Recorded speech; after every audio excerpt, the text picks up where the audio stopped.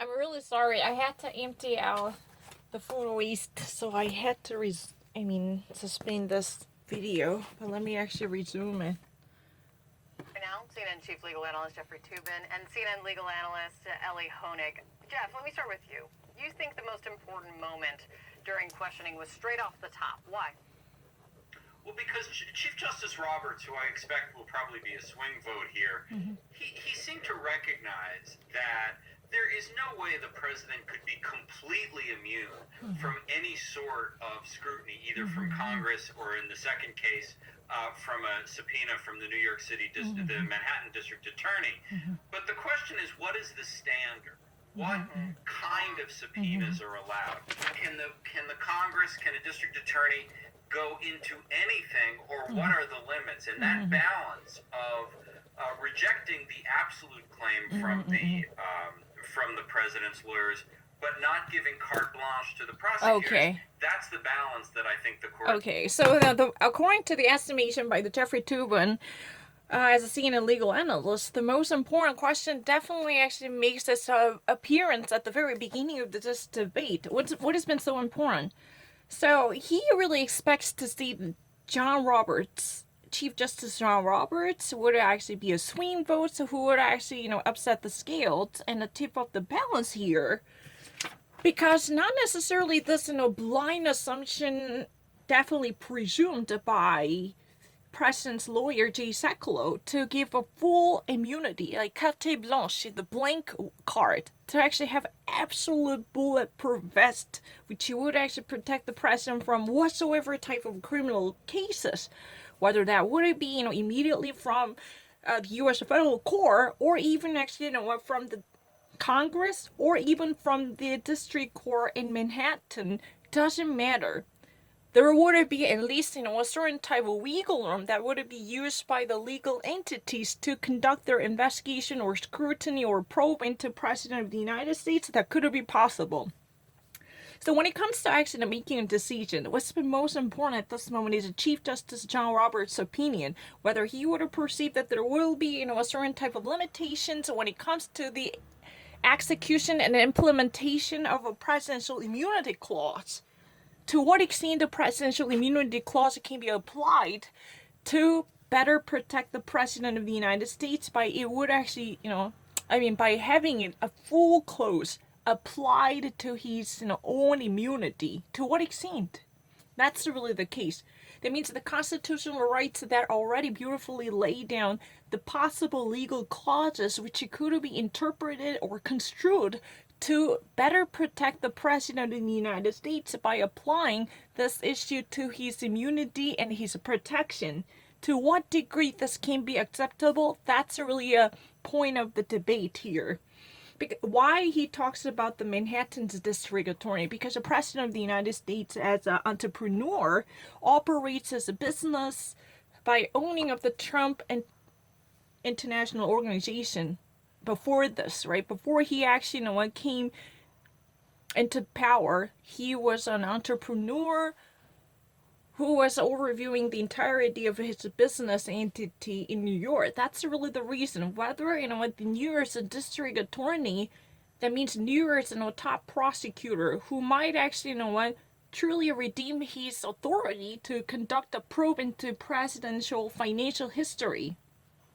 Right now, he's a presidential financial history, but that was supposed to be about his own private records when he was just a mere civilian who was actually conducting his business as an entrepreneur or a proprietor who's been owning multiple entities in the business community.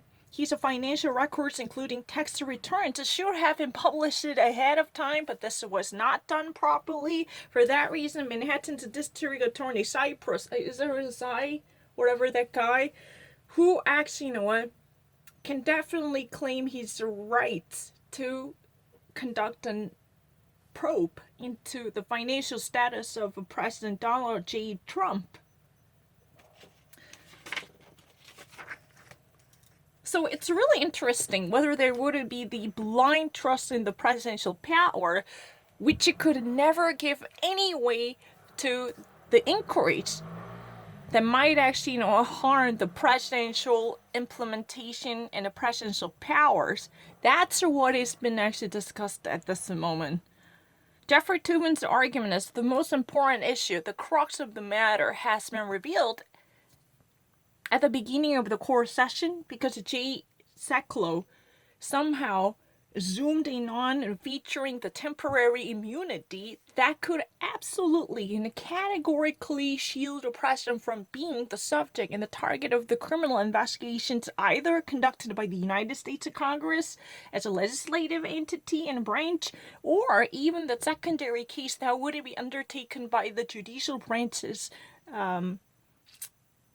subdivisions, including Manhattan's district attorney, Cyprus or something like that. I kind of forgot his name. He's been re-elected. He's been actually a long time U.S. The Manhattan's district attorney, DA. He's been really operating the DA office by being the district attorney for so many years. District attorney in the United States means a prosecutor for the local district.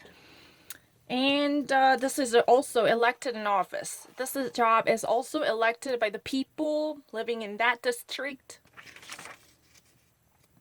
So it's really interesting. What has been the focal point of this current situation is whether Chief Justice Roberts, who might be expected to play a significant role to tip up the scales or tip up the balance or upset the balance here by being a swing vote or a cast vote. Yeah, right? Would actually take side with the limited interpretation of the presidential immunity to make issue of a presidential wrongdoings or not. That's really the case. Whether he would allow this type of subpoena, would it be actually taken seriously, regardless of the fact that he is still in power and to Donald Trump, the presidential authority has been vested.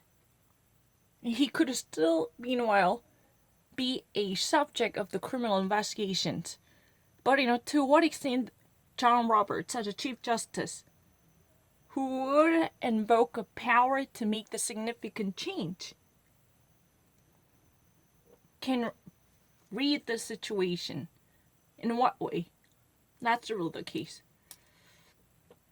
I think I have already actually gave everything. Jeffrey Toobin and Ali Honig, those, what two people are presented here as a CNN legal experts.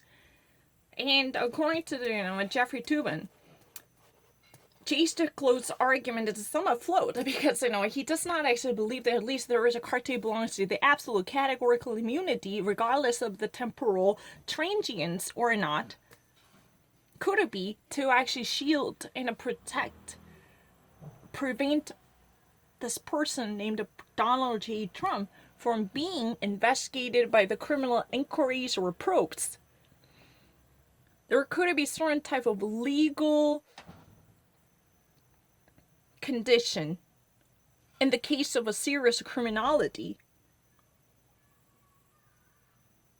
which might actually allow the prosecutorial office to go ahead with the pressing charges on him. That might be possible. That's really the issue at this moment. If there is any type of wrongdoing assumed by or even conducted by the President of the United States, this type of criminal activities shall not be overviewed immediately by postponing the other investigation up until the termination of his presidential term. That's really the issue. This is not really a blind trust that would be placed in the vested power of presidency, because as Justice Elena Kagan already beautifully elaborated on the limitations that would be imposed on the presidential power, because this is really contradictory. If you ever actually consider President of the United States as an exceptional citizen who should never be bound by the same rule of law that defines our common civic life, then he is really considered as a special entity bound by the special interests. Then that does not mean, we are all equal in the realm of law and from the law. Then there is a certain type of oddities that might actually create a future refutes or dispute. Especially if you think about the equality and equity that would be the fundamental cause of the rule of law that bounds our society. If you ever actually think about the absolute equality, which serves as a fundamental role to be one of the most important and crucial precepts of the constitutional contract existing in our society, even envisioned by the founding fathers and the founders of the nation. According to her, it's not my opinion. Then there must be a certain type of loopholes that would not be easily breached. Just simply citing the presidential power which Donald J. Trump assumed at this moment, that would not be sufficient to cover everything by disempowering the long arm of the law until he goes out of office. That's really the dispute flaring up the conversation at this moment. And if I ever actually explain the carte blanche, that literally means a blank card, which means, any type of a power unlimited.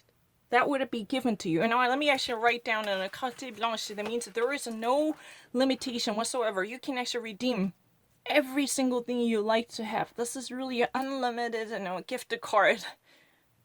You can claim whatever you want with no limits or limitations on any type of empowerment or entitlement.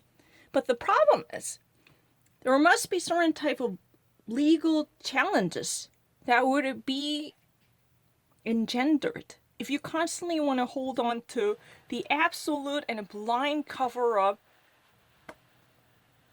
invoked by the presidential authority in order to stifle any type of growing petitions against the presidential crimes.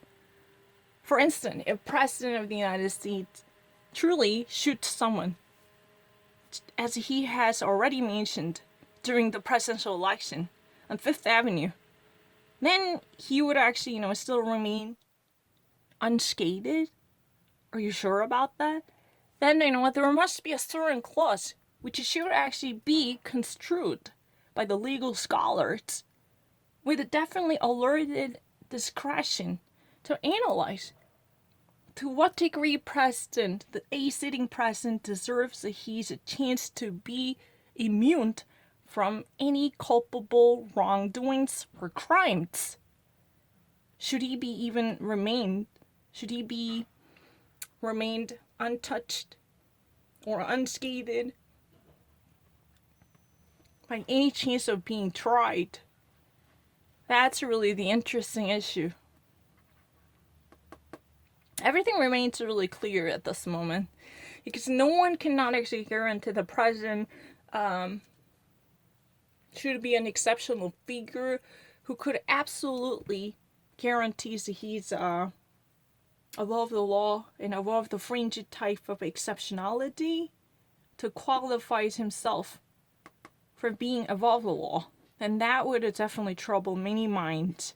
People would cite different legal clauses already existing in the Constitution to challenge this type of unlimited and unfiltered power to keep him in check. That's really the current theme at this moment.